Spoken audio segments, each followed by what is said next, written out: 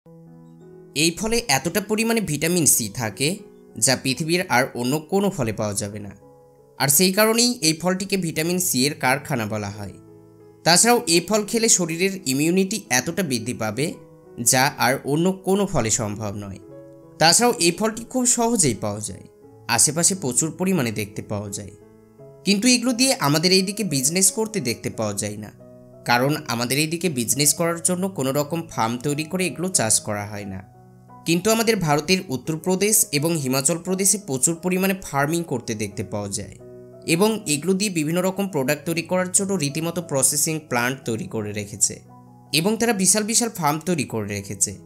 ভারতের এই দুটি রাজ্যতে মোটামুটি প্রায় প্রত্যেক বছর কয়েক হাজার হেক্টর জমিতে এই ফল চাষ করতে দেখতে পাওয়া যায়। এই ফলগুলোকে আমাদের ভারতে আমলা ফল বলা হয়, ইংরেজিতে এগুলোকে গোসবেরি বলা হয়। যাই হোক, এই আমলা ফল দিয়ে মোটামুটি 10 থেকে 15 রকমের খাবার তৈরি করা যায়।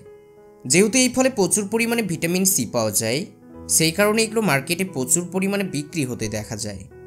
এই আমলা ফল দিয়ে সবথেকে বেশি জুস, মোরব্বা, আমলাপচক তৈরি করে মার্কেটে বিক্রি করা হয়। আর এই আমলা ফলে মোটামুটি 70% ভিটামিন সি পাওয়া যায়, যা আমাদের শরীরের ইমিউনিটি বুস্ট করতে প্রচুর পরিমাণে সাহায্য করে। এই আমলা ফল খেলে বা আমলা ফলের প্রোডাক্ট খেলে সবথেকে বেশি বেনিফিটস পাওয়া যায় স্কিন এবং চুলে। যদি আপনার ড্রাই স্কিন প্রবলেম থাকে আর যদি আপনি আমলা ফলের প্রোডাক্ট খেতে পারেন, তাহলে সেই সমস্যা খুব তাড়াতাড়ি সমাধান হয়ে যাবে। তার সাথে সাথে যদি চুলের কোনো সমস্যা থাকে তাহলে সেটিও সমাধান হয়ে যাবে। শুধুমাত্র আমাদের ভারতবর্ষে প্রায় প্রত্যেক দিন কয়েক লাখ টাকার ভিটামিন সি ট্যাবলেট বিক্রি করা হয়। তাহলে এবার হয়তো আপনি বুঝতেই পারছেন শুধুমাত্র ভিটামিন সি ট্যাবলেট তৈরি করে মেডিসিন কোম্পানিগুলো কত টাকা কামাচ্ছে।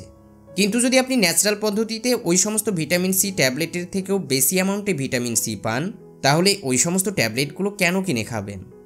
আপনি যদি মার্কেটে খোঁজ নেন তাহলে আমলা ফল দিয়ে বিভিন্ন রকম সুস্বাদু চাটনি কিনতে পেয়ে যাবেন। আর এই সমস্ত চাটনিগুলোতে ভরপুর ভিটামিন সি থাকে। যদি আপনার শরীরে ভিটামিন সি এর প্রয়োজন হয় তাহলে আলাদা করে ভিটামিন সি ট্যাবলেট চুষে খাওয়ার কোনো দরকার নেই। ন্যাচারাল পদ্ধতিতেই প্রচুর পরিমাণে ভিটামিন সি পেয়ে যাবেন। বর্তমানে মার্কেটে অ্যাভেলেবেল পরিমাণে আমলাপাচক কিনতে পাওয়া যায়, যেগুলো যে কোনো গ্রোসারি শপ থেকে পেয়ে যাবেন। যাই হোক, বর্তমানে রাজস্থানে বিশাল বিশাল ফার্ম তৈরি করে আমলা ফার্মিং করা হচ্ছে এবং সেই সমস্ত আমলা দিয়ে প্রচুর পরিমাণে জুস তৈরি করে মার্কেটে বিক্রি করা হচ্ছে।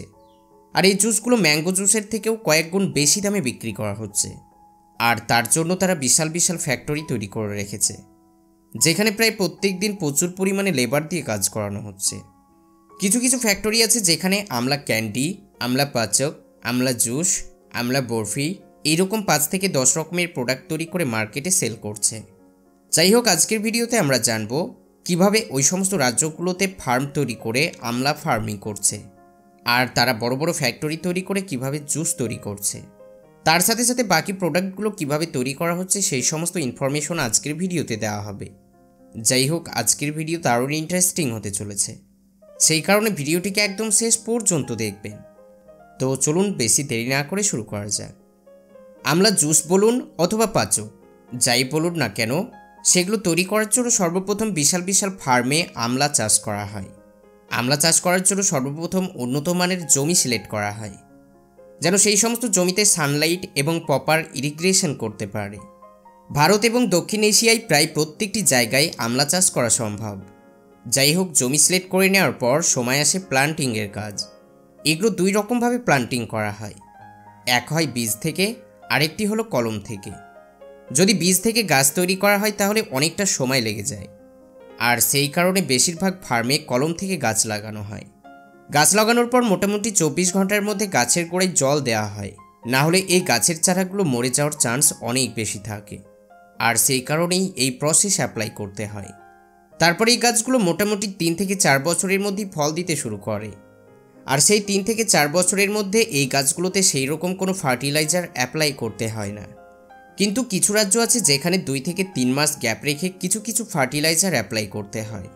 তাছাড়াও আমলা চাষ করার জন্য কোনো রকম এক্সট্রা মেহনত করার কোনো প্রয়োজন নেই, শুধুমাত্র ইরিগেশন করতে হয়, তাও আবার প্লান্টিংয়ের মাত্র 1 থেকে 2 বছর পর্যন্ত। তারপর যখন সমস্ত গাছ ম্যাচিওর হয়ে যায় তখন থেকে আর ইরিগেশন করতে হয় না। যাই হোক 3 থেকে 4 বছর পর প্রত্যেকটি গাছে এইরকমভাবে অসংখ্য পরিমাণে ফুল ফোটার পর ফল তৈরি হয়ে যায়, আর এক একটি গাছে এইভাবে অসংখ্য পরিমাণে ফল দেখতে পাওয়া যায়। এই সমস্ত ফার্মের আমলা গাছগুলো অনেকটা লম্বা হতে পারে। এগুলোর হাইট প্রায় 40 থেকে 50 ফিট পর্যন্ত লম্বা হয়ে যায়, কিন্তু ফার্মে রেগুলার বেসে প্রিউনিং করে দেওয়া হয়, সেই কারণে এই গাছগুলোর হাইট খুব বেশি পরিমাণে বাড়ে না। কিন্তু বেশিরভাগ আমলা গাছ দেখতে পাওয়া যায় যেগুলো অনেকটা লম্বা হয়ে যায়। যাই হোক, আমলা থেকে জুস এবং আচার, ক্যান্ডি, পাচক এই সমস্ত প্রোডাক্টগুলো তৈরি করার জন্য সর্বপ্রথম আমলাগুলো যখন পেকে যায় তো তখন সেগুলোকে হারভেস্ট করে নেওয়া হয়। এই সমস্ত গাছ থেকে নভেম্বর মাস থেকে ফেব্রুয়ারি মাসের মধ্যে গাছের সমস্ত ফল হারভেস্ট করে নেওয়া হয়। এইভাবে প্রত্যেকটি গাছের উপরে উঠে গিয়ে কয়েকজন লেবার সমস্ত পাকা আমলাগুলোকে হারভেস্ট করে নেয়। প্রায় প্রত্যেক বছর এক একটি ফার্ম থেকে 5000 থেকে 6000 টন করে আমলা ফল হারভেস্ট করা হয় এবং সেগুলো নিয়ে চলে আসা হয় প্রসেসিং প্ল্যান্টে, যেখান থেকে বাকি প্রসেস করে বিভিন্ন রকম প্রোডাক্ট তৈরি করে মার্কেটে বিক্রি করে দেওয়া হবে। এই সমস্ত প্রসেসিং প্ল্যান্টগুলোতে বেশিরভাগ মহিলা ওয়ার্কার দিয়ে কাজ করানো হয়। এখানে মহিলা ওয়ার্কার দিয়ে এই কারণেই কাজ করানো হয় কারণ এদেরকে খুব কম পারিশ্রমিক দিলেই কাজ করে দেয়। যাই হোক, সর্বপ্রথম আমলাগুলো ফ্যাক্টরিতে নিয়ে এসে ভালোভাবে সর্টিং করে নেওয়া হয় এবং জল দিয়ে ভালোভাবে পরিষ্কার করে নেওয়া হয়। তারপর সমস্ত আমলা কয়েকজন মহিলা ওয়ার্কার এইভাবে ছোট ছোট করে কয়েকটি ভাগে টুকরো করে নেয়, কারণ এগুলো এক্সট্র্যাক্টিং মেশিনের মধ্যে ঢুকিয়ে জুস বের করা হবে। আর এইভাবে এক্সট্র্যাক্টর মেশিনের মধ্যে ঢুকিয়ে ওই সমস্ত আমলাগুলো থেকে জুস তৈরি করে নেওয়া হয় এবং সেই সমস্ত জুসগুলো ভালোভাবে ফিল্টার করে বোতলে প্যাক করে মার্কেটে বিক্রি করার জন্য পাঠানো হয়।